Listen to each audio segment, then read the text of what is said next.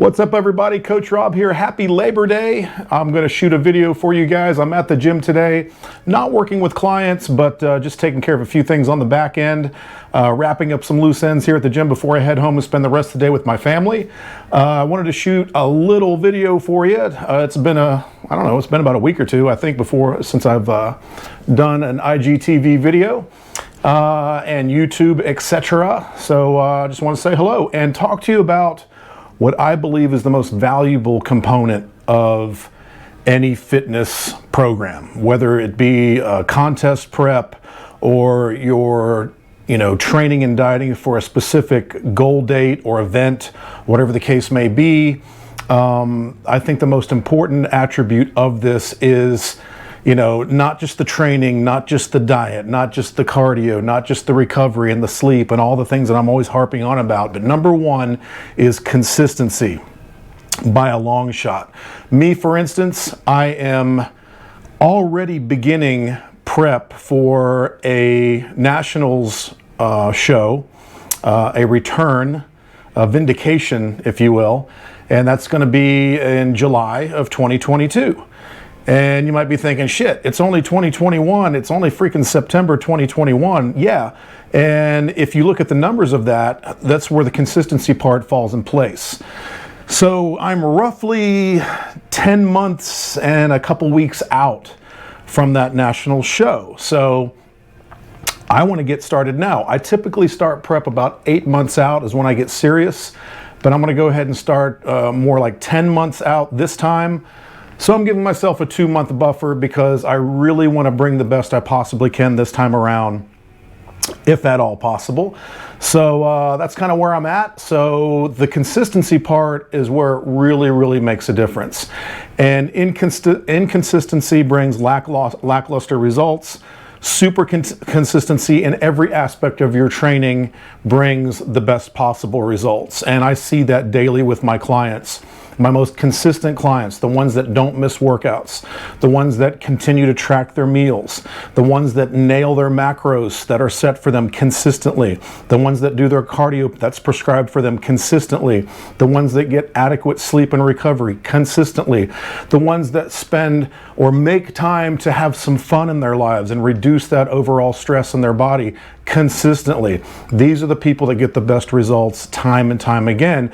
And in this case, I definitely follow my own rule. I walk the walk. So it's of utmost importance to me to make sure that I bring the best I can possibly bring going into 2022. And honestly, you're either invested in this or you're not. There's really no middle ground. You're either fully invested and ready to give it everything you've got, or you're not. And that's fine either way. Just own that and make that your lifestyle. For me, hey, I still got a little bit of gas in the tank. I'm going to drive this thing as hard as I can until the wheels fall off and so I can enjoy my retirement. But until then, I'm going to keep working as hard as I possibly can. So the consistency aspect, if you break it down and you think about it, 10 months and a couple of weeks, it's going to be over like that. Before I know it, because it happens every time, before I know it, I'm going to be looking at 24 weeks out, and then 16 weeks out, and then at that point I'm really dieting hard, and then 12 weeks out I'm dieting even harder, changing up the training, making sure that I'm consistent with everything, because every workout counts. Every meal counts, every hour of sleep counts, every session of cardio counts, it all counts. And if you kind of break it down and put it into perspective, it may hit home a little bit harder. So at 10 months and a couple of weeks out, I have roughly 46 weeks or 45 weeks, something like that, of contest prep. And if you want to break it down even further, 10 months sounds like forever. 45 weeks doesn't sound quite so long, or 46 weeks, whatever it is. So in that 46 weeks, I do a 5-day training split. I work out Monday through Friday and I take the weekends off for recovery.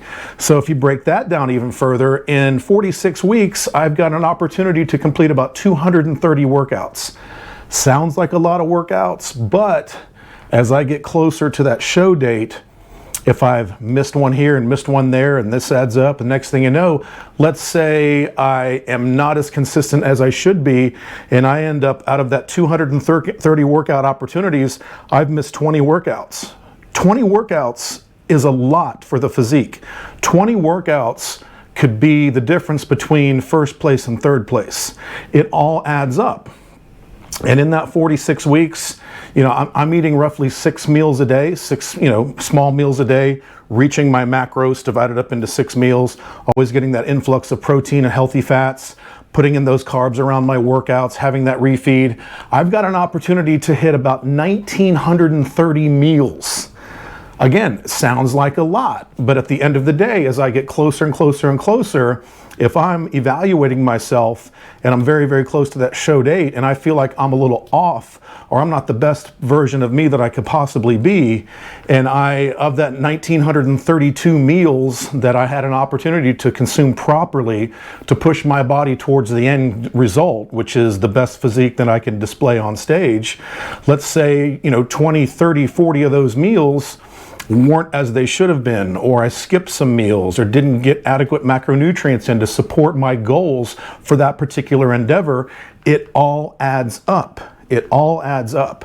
And then I've got an opportunity at about 184 cardio sessions, because I do between 3 and 5 sessions a week, depending on what stage of my prep that I'm in. So we'll average that to 4 a week. That's 184 cardio sessions that I have an opportunity to do.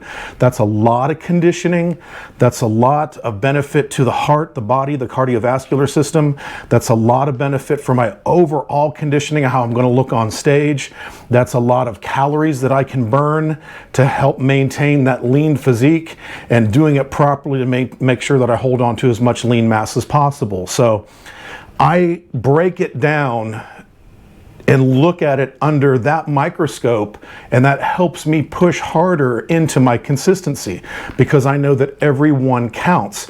And when I get ready to take that final week to that contest stage, I want to know that I left nothing to chance and left nothing behind. So 10 months out, I break it down into every damn workout opportunity, every meal opportunity, every cardio session opportunity, every hour of sleep.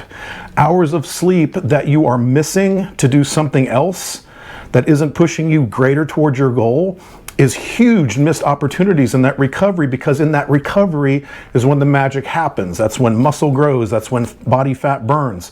That's when everything falls into place, and it restores your body. It restores your mind, restores your spirit to prepare to wake the next day and go after it 110% and keep fighting and clawing and battling towards that goal. So consistency is the key. It's not about motivation. You know, we've talked about this in the past. Motivation always wanes. Nobody can stay motivated every hour of every day for every week and every month leading up to a particular goal. But dedication to the task is what you have to make sure that you've burned into your brain. Are you dedicated? Are you invested? If so, put the plan in place and don't miss. And, you know, there are always going to be those days that you're not feeling up to it. You may not want to train. You may not want to do that cardio. You may want to, you know, get out of bed early or stay up late. You may want to go party hard or have one too many drinks. And again, all these things add up. It's a cumulative effect of everything you do leading up to that goal.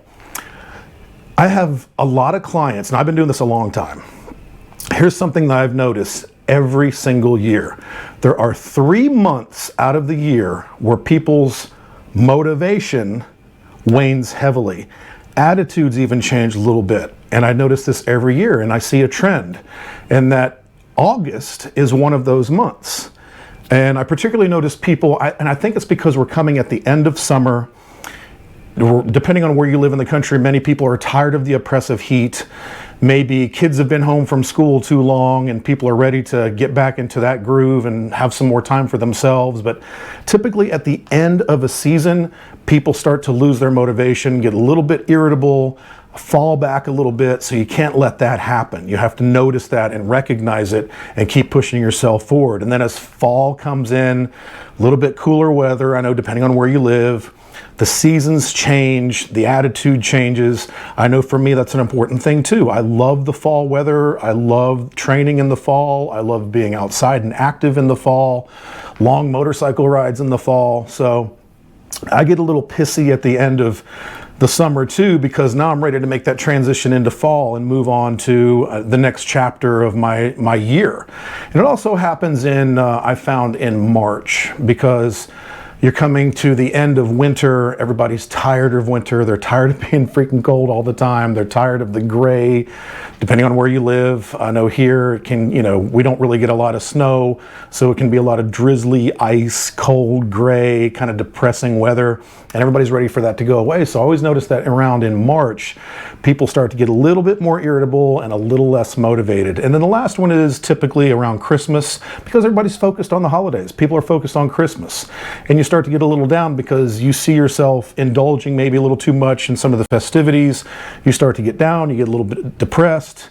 There is a myriad of reasons why people get a little down around Christmas, and some people get elated around Christmas and love that holiday season. So maybe that doesn't apply to you, but I've just seen that happen over the years. So at any rate, if you see this happening and recognizing it is something that just happens, maybe by recognizing where you're at and knowing that it's definitely temporary and better things are ahead, maybe that might help you push through that little slump in your dedication and motivation and keep that investment going and keep pushing towards that goal. So I know that 10 months is a long way away, but I also know that it'll be here before I know it, and I have to stay dedicated and focused. So, I look at every week as an opportunity to get 5 workouts in and train every body part to the best of my ability.